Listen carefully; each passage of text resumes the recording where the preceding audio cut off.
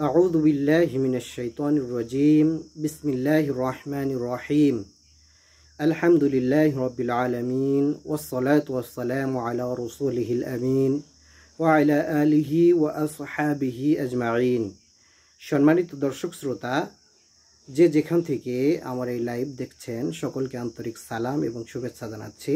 আসসালামু আলাইকুম ওয়া রাহমাতুল্লাহি ওয়া বারাকাতুহু। প্রতিদিনের ন্যায় আজকেও একটি হাদিস নিয়ে উপস্থিত হয়েছি, যে হাদিসে রাসূল সাল্লাল্লাহু আলাইহি ওয়াসাল্লামের শারীরিক গুণাবলী রয়েছে। তো আসুন আমরা জেনে নিই সেই হাদিসটি সম্পর্কে।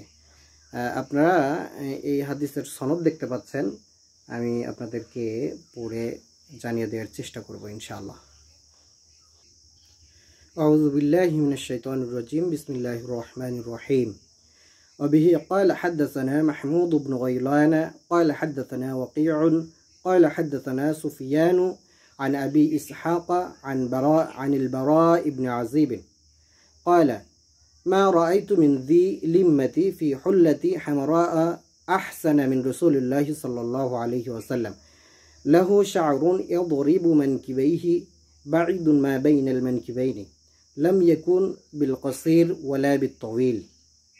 দেখেন, এই হাদিসটিও হযরত বারা ইবনে আযিব রাদিয়াল্লাহু তাআলা আনহু থেকে বর্ণিত। তিনি বলছেন, মা রাআইতু মিন যী লিম্মাতি ফি হুল্লাতি হামারাউ আহসানা মিন রাসূলিল্লাহি সাল্লাল্লাহু আলাইহি ওয়াসাল্লাম।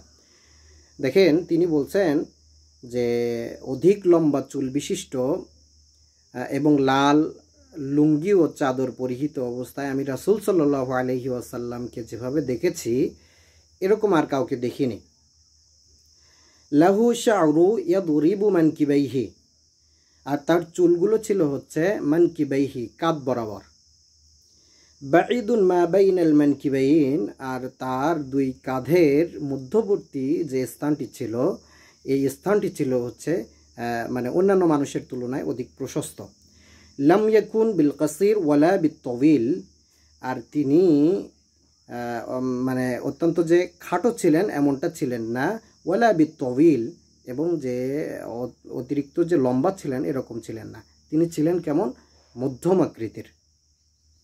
তো সম্মানিত দর্শক শ্রোতা, এই হাদিসে যে বিষয়টি উল্লেখ রয়েছে যে রাসূল সাল্লাল্লাহু আলাইহি ওয়াসাল্লামের চুল ছিল হচ্ছে কাঁধ বরাবর।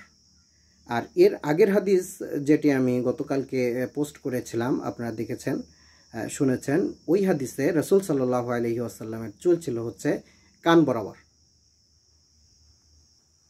দুইটাই রাসূল সাল্লাল্লাহু আলাইহি ওয়াসাল্লাম রেখেছেন, কান বরাবরও রেখেছেন, কাঁধ বরাবরও রেখেছেন।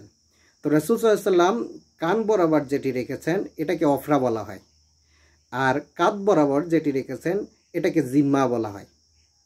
সম্মানিত দর্শক শ্রোতা, সকলেই মানে রাসূল সাল্লাল্লাহু আলাইহি ওয়াসাল্লাম সম্পর্কে জানার চেষ্টা করবেন ইনশাআল্লাহ। সকলেই আমার জন্য দোয়া করবেন। আমি অন্তত আপনাদের সামনে একটি করে হাদিস হলেও তেলাওয়াত করব ইনশাআল্লাহ। ওয়া আখিরু দাওয়ানা আনিল হামদুলিল্লাহি রাব্বিল আলামিন। আসসালামু আলাইকুম ওয়া রাহমাতুল্লাহি ওয়া বারাকাতুহু।